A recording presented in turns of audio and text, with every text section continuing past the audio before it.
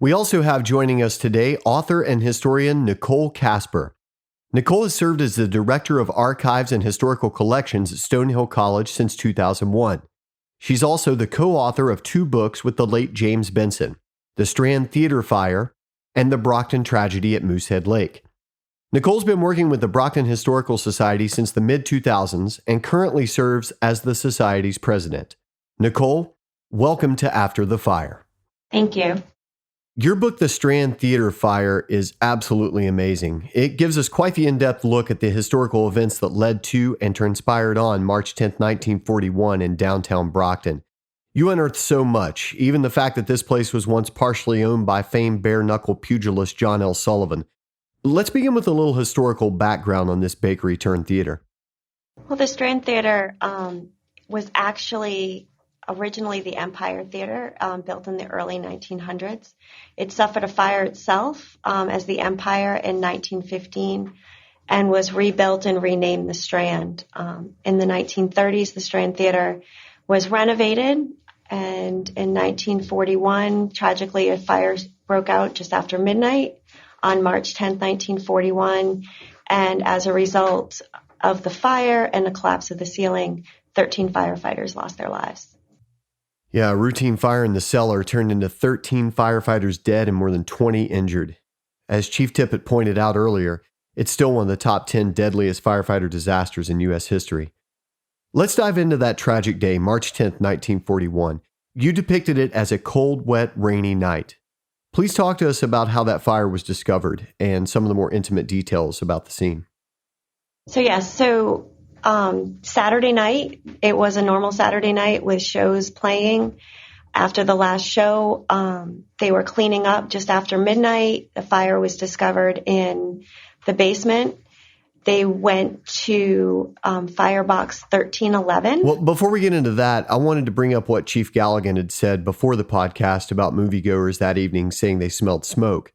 Chief, would you mind elaborating a little on that, please? Yeah, we were listening to the interview with Retired Chief Burrell, who was the last surviving member of the Brockton Fire Department of that fire.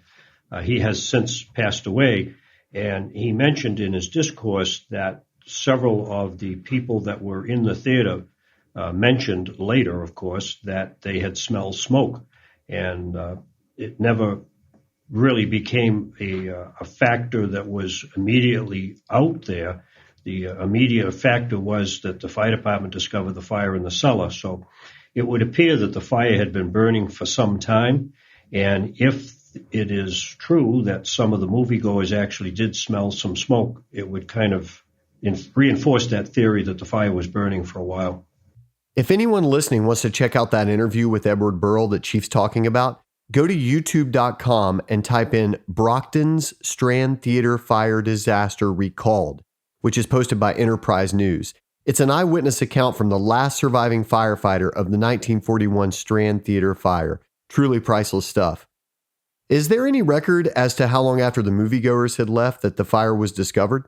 We don't have the times that the theater ran the shows that night. The only reason we know the names of the shows was because we have this wonderful picture of the marquee. But I would assume that they finished around, between 10:30 and 11:30. So that fire was churning. Probably been smoldering for at least an hour or so before it was discovered. So the custodian Christopher Moore discovered the fire in the basement while he was cleaning, and then he told his assistant Roger Thunnert to go sound the alarm. Number 1311, as you were saying earlier.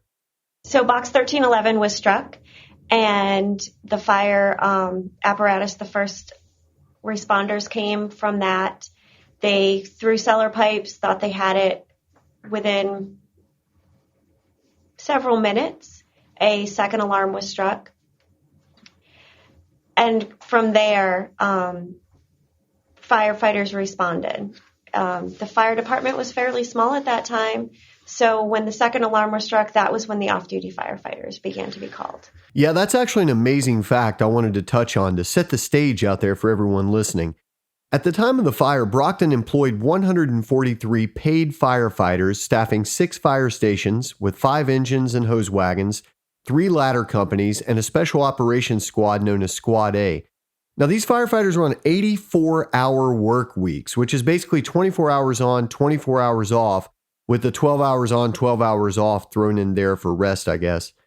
Not only that, but these men were expected to show up from off duty if alarms were sounded. So in other words, if a second alarm or a general alarm was struck and you were off duty, you were expected to be there. Before moving on with the story, I think we need to take a moment to give credit to Connie Lyons. He's the Brockton Enterprise night reporter responsible for so much of the first-line history of this event. Nicole? So Connie Lyons was a reporter for the local newspaper, the Brockton Daily Enterprise. And to give a little bit of history, the Strand Theater was located right next to the Brockton Police Station, within feet of the Brockton Police Station and within feet of Brockton City Hall. And he was sitting in the police station, probably most likely waiting for somebody to be brought in on charges. And he was the night reporter. And this quote from the book, I was talking to Mrs. Ellis Devine, police matron, when the first alarm sounded. Jumping into the police ambulance with house officers, I went to the fire scene. We find that very interesting because, again, he was only feet from the fire scene. Yeah. Upon entering the theater, I observed the firemen under Deputy Chief Murphy chopping a hole in the flooring on the left side of the main entrance to the matinee floor. Once the flames broke through, the smoke filtered through the theater to such an extent that Deputy Chief Murphy sounded a second alarm. So from this quote and from what we know of the fire, we think that there was some delay before he got there because obviously he didn't hear about the fire as the alarm was struck. Obviously, the firefighters had already gotten there. But he was there and was able to kind of chronicle the actual fire. Second alarm was sounded at 12:44. First alarm was at 12:38. So they knew they had a fire going. You know, that's a surprisingly good response time considering how alarms were transmitted back then.